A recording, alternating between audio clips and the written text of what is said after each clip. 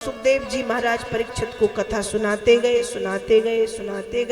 कथा सुनते सुनते कथा के आखिरी में सुखदेव जी महाराज के पैरों के बिल्कुल पास में परीक्षित आकर के बैठ गए और हाथ जोड़ करके कहते हैं कि भगवान, जब पहले दिन आपने मुझे भक्ति ज्ञान वैराग्य की कथा सुनाई थी, तभी मुझे ऐसा लग रहा था कि अब एक तक्षक तो क्या सैकड़ों तक्षक आए और आकर के मुझे डसे तो उन तक्षकों से मुझे कोई भय नहीं है, कोई डर नहीं, मैं बिल्कुल चिंतित और व्यथित नहीं हूं, क्योंकि भगवान विद्यते हृदय ग्रंथि छिद्यन्ते सर्व संशया क्षीयन्ते चास्य कर्माणि तस्मिन् दृष्ट्वे परावरे।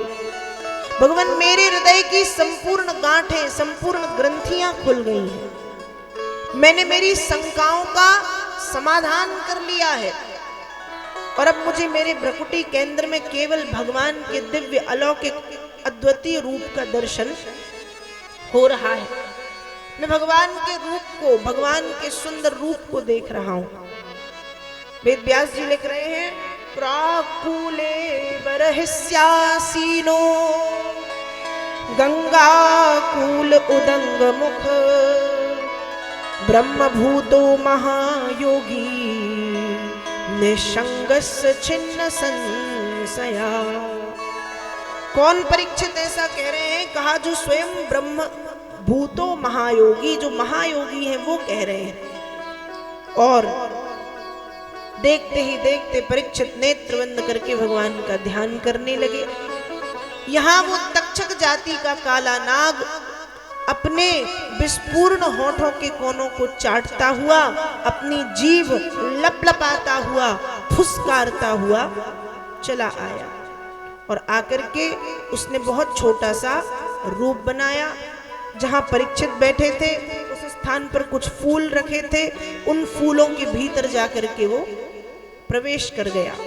परीक्षित ने वही फूल अपने हाथ में उठाए और हाथ में उठा करके परीक्षित भगवान का ध्यान करने लगे।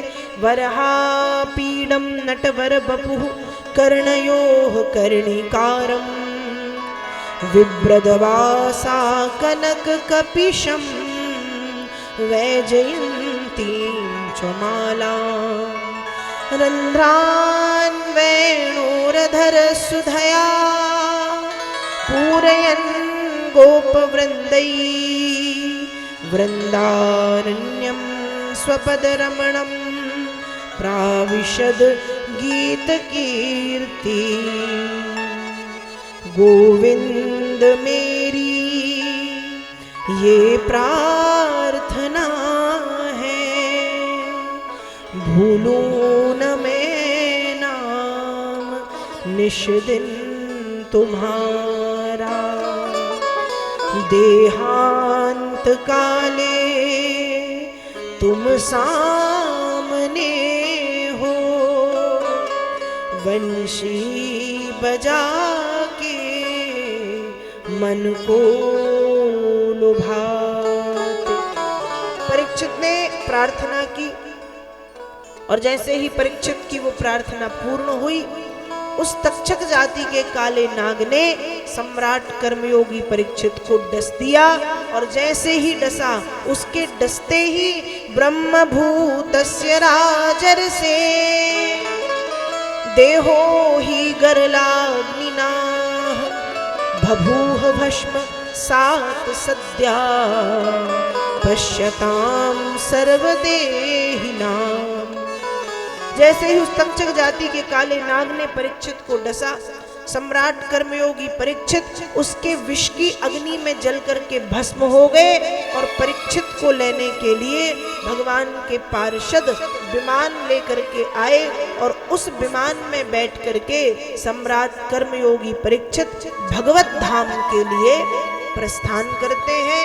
7 दिनों तक जब सम्राट कर्मयोगी परीक्षित ने श्रीमद् भागवत की पावन कथा को सुना तो उनका उद्धार हो गया, उन्हें मोक्ष पद की प्राप्ति हो गई।